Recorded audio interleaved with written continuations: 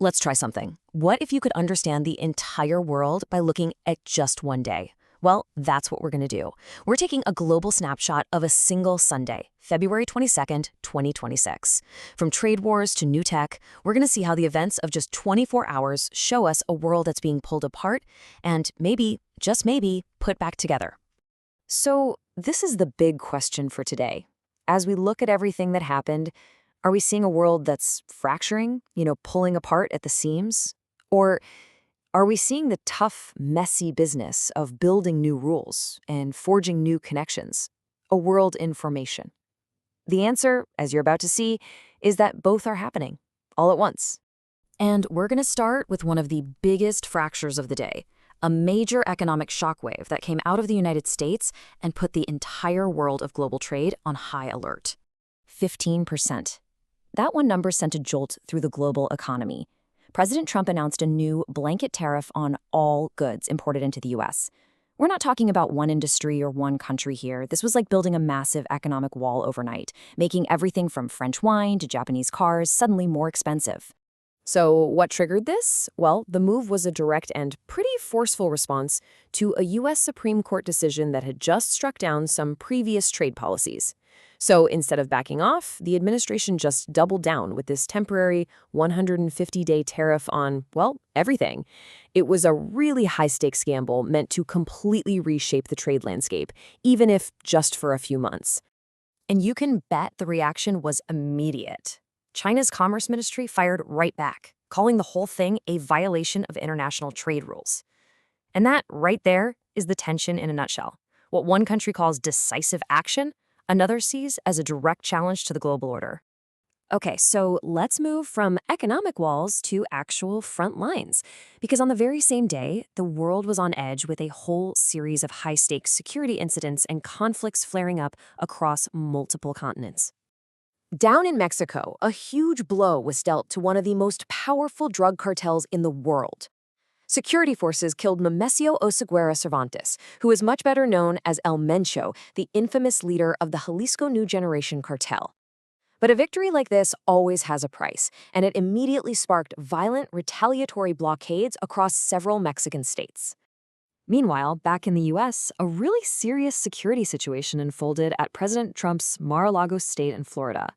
An armed 21-year-old man actually breached the secure perimeter, which led to a fatal confrontation where he was shot and killed by Secret Service. It's a pretty scary reminder of the intense security challenges right on home soil. And the tension wasn't just within borders, it was spilling across them. In response to recent attacks, Pakistan launched targeted airstrikes against what it called militant hideouts right along its border with Afghanistan, a super volatile region where things can escalate incredibly fast. And the instability on this day wasn't isolated. You look at Myanmar, a national airline was damaged by a suicide drone, which just shows you these new kind of terrifyingly accessible forms of warfare. And then in North Korea, Kim Jong-un was re-elected, a move that just further cements his absolute grip on power. Each of these events is like its own little piece of a much bigger puzzle of global tension. But remember our theme, right? Fracture and formation. Because even as all these conflicts were flaring up, there were major efforts on this exact same day to build new frameworks and start crucial conversations to try and shape a different kind of future. All right, now for the formation side of things. And wow, this is a big one, the New Delhi Declaration on AI. So in simple terms, this is basically a global attempt to write the rulebook for artificial intelligence before it completely changes our world. The main goal here? To make sure this incredibly powerful tech develops democratically and doesn't just put more power into the hands of a few. And the sheer scale of this is what's truly remarkable. We're talking about 88 countries and major organizations all signing on to a single framework. The guiding principle is pretty simple, but also radical, to make sure AI benefits everybody, not just the select group. In a world that seems to be fracturing, this is a massive, coordinated act of information. And then, in the world of high-stakes, old-school diplomacy, we got confirmation from Oman that negotiators from the U.S. and Iran were set to meet in Geneva. Now, these are incredibly tense, absolutely critical talks all about Iran's nuclear program. So on the very same day you have a global AI pact, you also have this fragile diplomacy trying to stop a potential nuclear crisis. So, away from all the politics and conflict, the world's cultural and sporting stages were having their own dramatic day. This wasn't about treaties. This was about human drama, national pride, and the making of new legends. After weeks of intense competition, the flame finally went out in Italy. The Milano Cortina 2026 Winter Olympics came to a close, but it saved one of its most dramatic and historic moments for the very last day. 46. That's how many years it had been. 46 long years since the United States men's hockey team had stood on the top of that Olympic podium. That is a long, long time to wait since one of the most famous moments in all of sports history. And on this day, the wait was finally over. In a nail-biting gold medal final against their biggest rivals, Canada, the U.S. team won it all, 2-1 in overtime.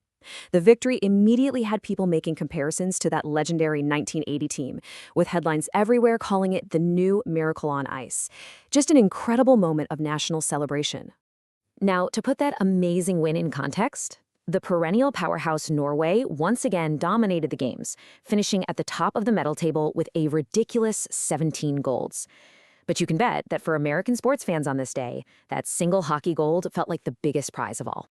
And the drama wasn't just on the ice, Over in cricket, South Africa pulled off a huge upset over India in the T20 World Cup.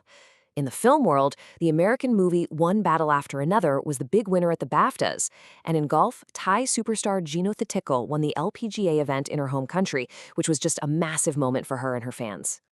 So, I'll leave you with this question. On any given day, is the world building more than it's breaking? Or is that constant tension, that push and pull between fracture and formation, the real story of our time? It's something to think about.